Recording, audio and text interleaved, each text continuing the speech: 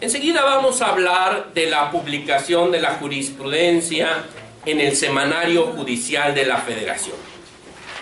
Si hay una publicación emblemática en México después del Diario Oficial de la Federación, pues es precisamente el Semanario Judicial de la Federación, que tiene pues un padre fundador muy importante. Fue don Benito Juárez García, mediante un decreto del 8 de diciembre de 1870, que se crea el Semanario Judicial de la Federación. Desde entonces, la jurisprudencia del Poder Judicial de la Federación se publica en esta importantísima publicación que es el Semanario Judicial de la Federación. Siempre he aludido en mis clases de que veamos plásticamente al semanario como una enorme enciclopedia con miles de tomos. Piensen en la enciclopedia británica, en la Espasa Calpe o en esas que tienen en la OMEVA, ¿verdad?, en materia jurídica. Y que para poderlo manejar, para poder manejar esos miles de tomos, es que se hace la separación en épocas. Actualmente es el artículo 220 de la nueva ley de amparo que ya regula con detalle que en el Semanario Judicial de la Federación se publicarán las tesis que se reciban y se distribuirá en forma eficiente para facilitar su conocimiento. Igualmente, dice el 220, se publicarán las resoluciones necesarias para constituir, interrumpir o sustituir la jurisprudencia y los votos particulares. También se publicarán las resoluciones que los órganos jurisdiccionales competentes estimen pertinentes. Entonces, nos debe quedar muy claro que la jurisprudencia del Poder Judicial de la Federación se publica en el Semanario Judicial de la Federación y que para su manejo se ha distribuido, se ha dividido en épocas. Podemos decir que hay dos grandes periodos de épocas, lo que se llama jurisprudencia histórica, que va de la primera a la cuarta época, que empieza en 1871, la primera con la creación del semanario, se interrumpe en 1875, la segunda que va de 1881 a 89, la tercera que va de 90 a 97 y la cuarta que va de 1898 a 1914. Y hay otro gran periodo de jurisprudencia que es precisamente el de jurisprudencia vigente y que va de la quinta a la actual 10ª época del Semanario Judicial de la Federación. La quinta época de 1917 a 57, la sexta de 57 a 68, la séptima de 69 a 88, la octava de 89 a 95, la novena de 95 al 3 de octubre de 2011 y la 10ª época, que es la que actualmente vivimos, que se inauguró con motivo de las reformas constitucionales de amparo y de derechos humanos del 4 de octubre de 2011 a la fecha. Siempre se hace la pregunta, oiga, ¿y quién decide y por qué separar las épocas? Es un acuerdo general del Pleno de la Suprema Corte el que decide terminar una época y abrir otra. Y ese acuerdo general de la Suprema Corte está motivado por una reforma en el sistema constitucional de amparo, básicamente. La quinta época, por ejemplo, inició con la entrada en vigor de la Constitución del 5 de febrero de 1917, en vigor a partir del 1 de mayo de ese año, y concluyó con la reforma alemán de 57, que entre otras cosas creó los tribunales colegiados de circuito. Los tribunales colegiados de circuito, en la estructura tradicional del Poder Judicial de la Federación, son los órganos más nuevos. En la historia constitucional de México, pues normalmente había juzgados de distrito y había Suprema Corte. Los tribunales colegiados de circuito los crea la reforma alemán de 57. Con motivo de otra reforma que incluso le dio mayores facultades a los tribunales colegiados, se termina la sexta época en 1968 con el presidente Díaz Ordaz. La séptima culmina con la reforma muy importante también que fortalece el Poder Judicial de la Federación de 1988 que presentó el presidente Miguel de la Madrid. Creo que mucho de lo que es el Poder Judicial de la Federación actualmente se debe a la gran reforma constitucional en materia orgánica, básicamente, que en 1998 promueve el presidente Miguel de la Madrid y que reestructura, fortalece el Poder Judicial de la Federación, que desde luego hace que la octava época termine con la reforma que promovió el presidente Zedillo, que reestructura completamente el Poder Judicial de la Federación, que, como ustedes saben, reduce la Suprema Corte a 11 ministros, crea el Consejo de la Judicatura Federal, fortalece las facultades de la Suprema Corte como Tribunal Constitucional con la incorporación de las acciones de inconstitucionalidad, y eso justifica la apertura de la novena época del Semanario Judicial de la Federación, que concluye el 3 de octubre de 2011 con motivo de las reformas constitucionales del 6 y 10 de junio de 2011 que reestructuraron completamente el juicio de amparo y también la parte dogmática de la Constitución en materia de derechos humanos.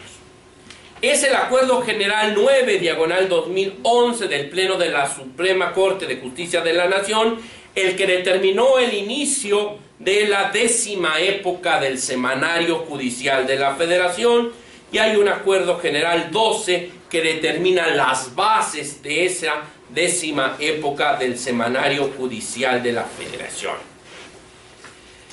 En esta 10ª época del Semanario Judicial de la Federación, pues precisamente se cumple rigurosamente con el mandato del artículo 220 de la Ley de Amparo en su primer párrafo, porque ahora se determina precisamente que el Semanario Judicial de la Federación es la versión electrónica que de él aparece en la página web de la Suprema Corte.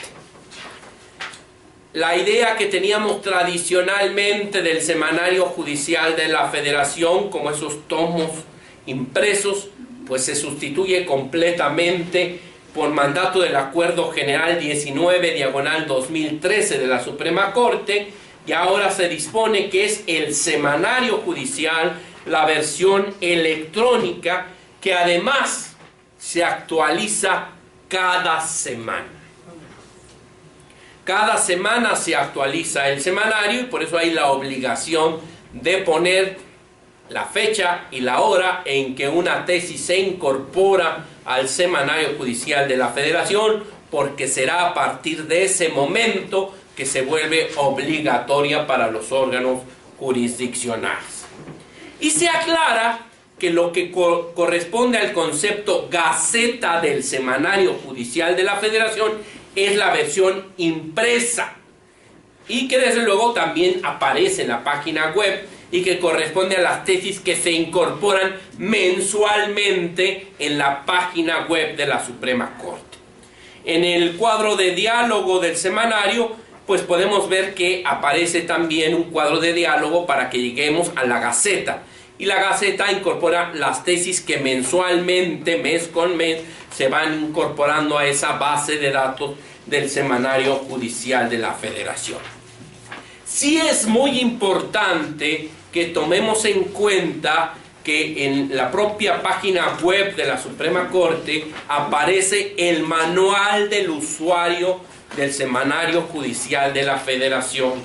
Es muy importante para cualquier persona interesado en el manejo de la jurisprudencia conocer a detalle ese manual del usuario del Semanario Judicial de la Federación, que desde luego recoge todas las herramientas e instrumentos de búsqueda para ese semanario judicial de la Federación y desde luego los trata de hacer desde luego más asequibles. De esta manera nos debe quedar muy claro que es el semanario judicial de la Federación, la versión electrónica que aparece en la página web de la Suprema Corte de Justicia de la Nación. Sí es importante comentar cómo fue la evolución de estas publicaciones durante por lo menos la octava y la novena época del semanario judicial. En la novena época, vamos a empezar un poquito desde atrás. Desde la séptima época se optó por hacer una publicación adicional que era el boletín. Este boletín pues tenía la idea de ser una publicación pequeña que se hacía en la Secretaría de Gobernación en ese entonces para difundir sobre todo criterios jurisprudenciales. No aparecían ejecutorias. La idea de este boletín se tomó en cuenta en la octava época para hacer la Gaceta al Semanario Judicial de la Federación. La Gaceta también era una pequeña publicación que salía mensualmente donde aparecían exclusivamente las tesis de jurisprudencia. La Gaceta desde luego era una publicación muy asequible, era barata, pero además teníamos la sustancia porque eran las puras tesis. Piensen ustedes que en ese entonces pues no había las facilidades del internet ni tampoco la base de datos del IUS. Entonces pues acudir ya sea en el boletín y a la Gaceta pues era oro molido. Y el semanario judicial de la Federación pues sí, ya era una publicación más amplia donde aparecían no solo las tesis de jurisprudencia sino también las tesis aisladas, las ejecutorias en algunos casos y bueno, una serie de documentos, entre ellos los acuerdos generales, etc. Cuando viene la novena época, los señores ministros de la Corte deciden fusionar el semanario judicial y la Gaceta. Quizá desde un punto de vista, pues incluso creo que mercadotécnico, porque precisamente en la octava época, pues lo que se vendía era la Gaceta y no el semanario, porque la Gaceta era como que lo más útil y el semanario incluso se hacía por empresas privadas y era pues de un costo muy importante. Entonces en la novena época pues se fusionan y por eso en la novena época vemos que dice Semanario Judicial de la Federación y su Gaceta en una publicación que aparecía cada mes. Y ahora en la décima época, pues cuando hablamos del Semanario Judicial de la Federación, pues nos tiene que quedar muy claro que el Semanario Judicial de la Federación, pues es la versión electrónica que aparece en la página web de la Suprema Corte y la Gaceta, pues es la publicación impresa que se pueden adquirir en las casas de la cultura de la Suprema Corte y desde luego que aparece cada mes. Ese es el papel, digamos. Lo que es electrónico pues es el Semanario Judicial de la Federación y así aparece en la página web de la Suprema Corte. Insisto mucho en la importancia de manejar el manual del usuario, que incluso aquí nos lo pone en la página web de la Corte, para que lo descarguen y lo estudien. Es un instrumento importantísimo para cualquier operador jurídico en México. Ya decíamos al principio, en la primera cápsula sobre jurisprudencia, la trascendencia que tiene manejar la jurisprudencia del Poder Judicial de la Federación. Entonces, pues para poder llegar a manejar en condiciones óptimas el manual, el Semanario Judicial de la Federación, pues hay que manejar perfectamente este manual del usuario. Debemos tener muy claro, y creo que es aquí donde todo el conocimiento teórico que tenemos sobre jurisprudencia debe vertirse cuando vemos precisamente el cuadro de diálogo que nos lleva el Semanario Judicial de la Federación, donde tenemos precisamente en las columnas verticales las instancias, en columnas horizontales las épocas. y que además nos está dando la posibilidad de localizar la información en la parte de rubro, que es propiamente lo que decíamos título y subtítulo, en el texto, en los precedentes y en los datos de identificación. Pero que además este cuadro de diálogo nos permite localizar la información solamente de tesis de jurisprudencia, de tesis de jurisprudencia y aisladas, o simplemente tesis aisladas. Y aquí es importante el cuadro de diálogo que aparece en la parte superior, porque ahí es donde podemos poner la palabra clave que nos permita llegar a la información que queremos. Por eso es muy importante manejar toda la parte teórica que veíamos del Acuerdo 20/2013, que debe haber en el título y en el subtítulo para familiarizarnos con el manejo de esta base de datos y este cuadro de diálogo que es fundamental. También es importante no perder de vista pues este consejo práctico que creo que es muy importante, el de estar leyendo rubros de las tesis. Yo tengo una buena costumbre desde hace 21 años que formo parte del Poder Judicial de la Federación, que cada mes, no les digo que leo ahora toda la Gaceta, leo el índice de la Gaceta y ya veo las tesis que son de aplicación para el órgano jurisdiccional al que pertenezco, y desde luego las que son de cultura general para estar uno actualizado, por ejemplo ahora con el sistema acusatorio.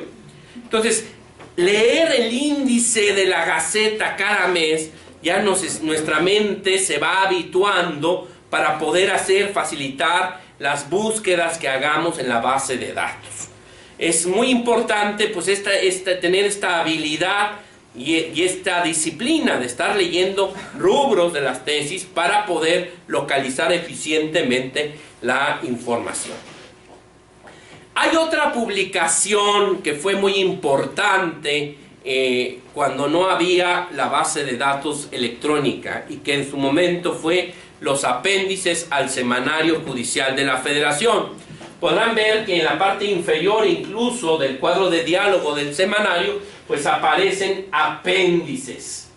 ¿Qué es esto de los apéndices? Bueno, pues se comisionaba por parte del Pleno de la Suprema Corte a varios ministros, secretarios, magistrados, para que hicieran una selección de tesis de jurisprudencia en un momento, de tesis de jurisprudencia y aisladas, que fueran de aplicación más común en los órganos jurisdiccionales.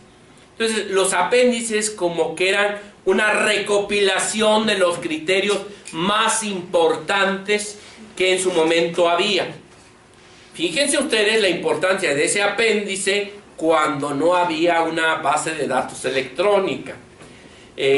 Yo, a partir de la invitación a estudiar seriamente la jurisprudencia que en su momento nos hizo a ese grupo de estudiantes del cual hablaba yo, el gran maestro don Guillermo Florís Margadán, pues con el primer dinerito que tuve de mi primer trabajo jurídico, compré el apéndice 1788 al Semanario Judicial de la Federación.